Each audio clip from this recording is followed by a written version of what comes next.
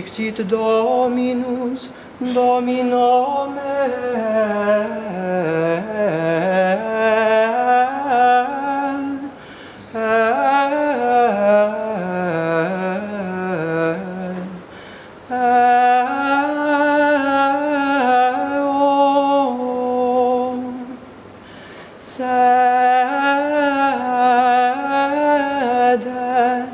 ad extris meis.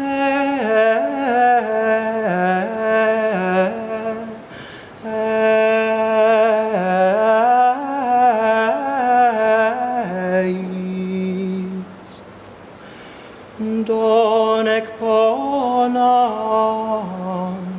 inimicos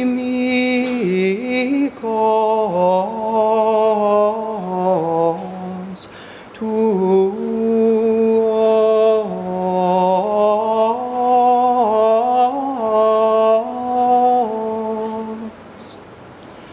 Scabellum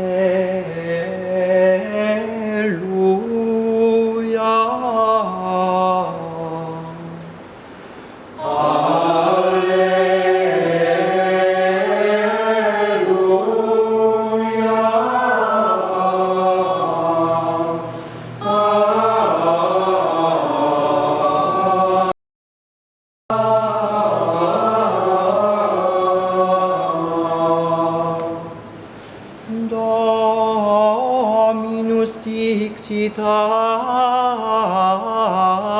me, filius meus est tu. Ego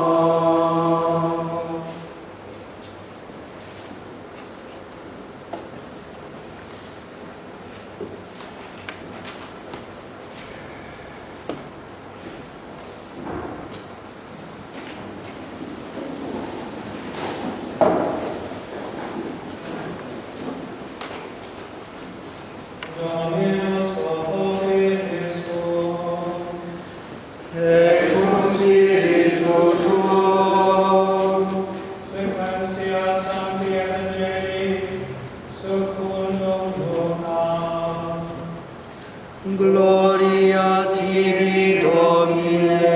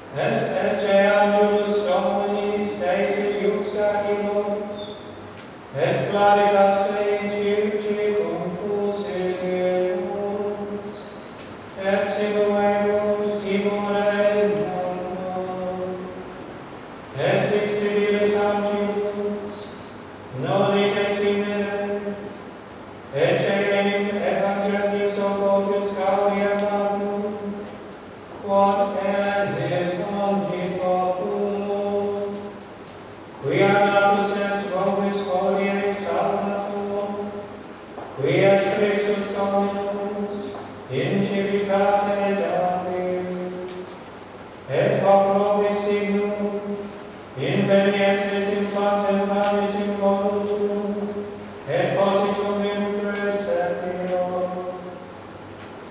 Et subitum pacta est cum angelum multitudum initia celestis, laudantium Deum, efficentium, gloria in altissimus Deo, et in terra pax hominibus bone voluntatis.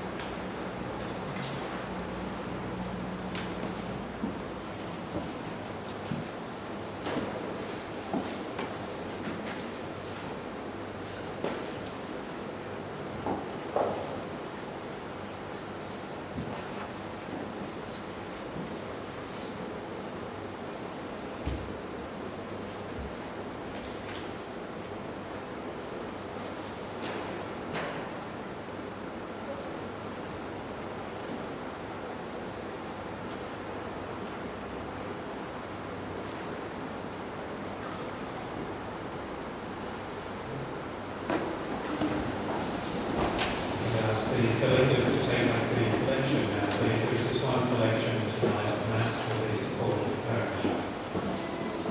As they're doing that, we'd just like to pass on to you from the parish priest, Father Adrian, and also from myself and all the parish staff, happy and holy Christmas. And we pray that this celebration of the Lord's Nativity will bring you and your family much peace and joy, and that the celebrations you are having later in the day, may they be touched by the wonder and mystery of what we celebrate here at Mass tonight. And if you are travelling, we ask that God protect you and that you have a safe return to where you belong.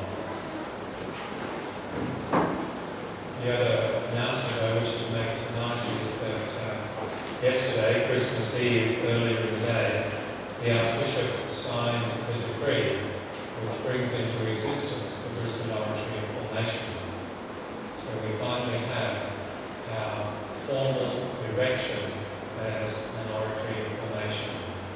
And we're deeply indebted to His Grace the Archbishop for his support of this project, and also for his undying patience and also his great support. He has been, in fact, one of our best supporters over the years that have transpired since the project first began in 2011. We signed the decree yesterday, so it has the force of law, and it comes into effect on the 26th of May 2015, which is the feast day of the founder of the oratory, St. Philip Neri. So we will be celebrating that here in this church on that day in a very special way. The Archbishop will be joining us for that event. So let us give God thanks. And also give thanks to our heavenly patrons, our Lady of the Christians, St. Philip Neri, Blessed John Henry Newman, and Blessed Pia Georgia Cosati, for their intercession.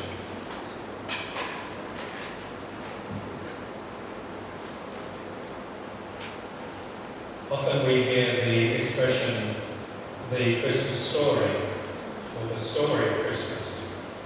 And of course it is. But as we use that term, or even as we hear others use it, we have to be always careful that it doesn't reduce it to something that just is made up. We are not celebrating a fairy tale tonight. We are not celebrating something of human invention. We are celebrating real events, and the real events that began our salvation. Tonight, against that magnificent story of God's intervention in the world, I want to tell you another story. A story that in itself sheds light on the Christmas event. You could think of it as a Christmas carol. There was once a father, widowed, who had a son. Only one child had he and his wife had before their untimely death. The father was an art dealer with a great passion for fine art, and he was known in the art world for fine taste, his discerning purchases, and also for his great collection of fine art. Of course, having only one child, he doted upon his son, and he was immensely pleased as the son grew, that the son began to pick up the father's passion for art. And so they spent much time together at art collections, visiting various collections, and together purchasing and choosing what they would add to the art collection that was in their home. When the boy was a young man, war broke out in another country, and the young man left home to fight in the army. Not many months passed before the news that the father dreaded came to him. His son had been killed in action. Not only that, but he'd been killed rescuing one of his colleagues, one of his comrades, under the fire of the enemy. And of course, to add it, to make it even harder for the father, this happened near to Christmas. So it was with great trepidation that the father approached at Christmas, knowing that he would be alone. He woke on Christmas morning, not really knowing what he was going to do, how he was going to spend the day. And soon after he had risen, there was a knock at the front door. He opened the door, and there stood a young man in military uniform, and under his arm he had a reasonably sized package wrapped in cloth. And the young man asked if he might come in for a while. And relishing some company, the father welcomed him in. They spent time together and had some refreshment. And in the course of the conversation, the young man told the father that he was the soldier that his son had rescued, and for which the son had given his life. He told him that he had a gift for the father, and he gave the package wrapped in cloth to the father. And very carefully the father unwrapped it, and there was a portrait of his son. Not a great piece of work by any means, but it was a wonderful and true likeness. And the father promised that he would hang it in private place over the fireplace. And the young man left him. It was less than a year, in fact, before the next Christmas, that the father himself died. And as you might imagine, the art world was a buzz. With no heir, the treasures in his house, the art treasures, were to be auctioned. And according to the terms of his will, quite strangely, the auction was to be held on Christmas Day. That didn't deter the art critics, collectors, the gallery curators, and the mildly curious. They all assembled in large numbers at the father's house on Christmas Day. And the auctioneer presented the first item of the auction, and it was a portrait of the son. And the room fell silent. And finally one voice said, "I came here for the treasures and the fine art. Why are you starting with this? Who would want to buy that?" And the auctioneer replied that another term of the father's will was that no other item would be put up for auction until somebody bought the portrait of the son. There was a pause, a rather uncomfortable pause for a few minutes, and then a voice was there saying, "Very well, I need a son. I'd like to have it. I'll give you $10 for it." As we all know, at auctions, the auctioneer looked around the room and said, "For $10, going once, going twice, sold." And then, to the astonishment of the crowd, the auctioneer declared that the auction was finished. There were gasps, there were howls of protest. "What do you mean it's over? Nothing has been sold except the portrait of the Son. And the auctioneer said, according to the will of the Father, whoever gets the Son gets everything.